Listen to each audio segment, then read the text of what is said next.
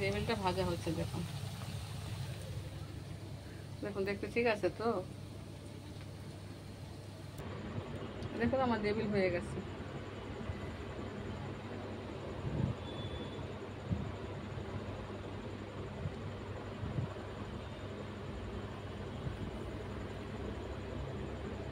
আজকে চিকেন দিয়ে করেছি টেবিলটাকে।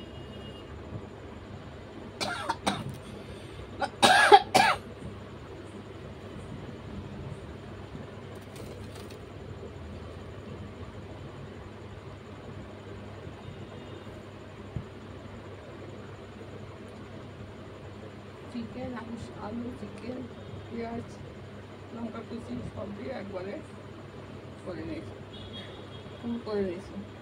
ফুল করে তারপরে টেবিলটা বানিয়েছি, তৈরি করেছি।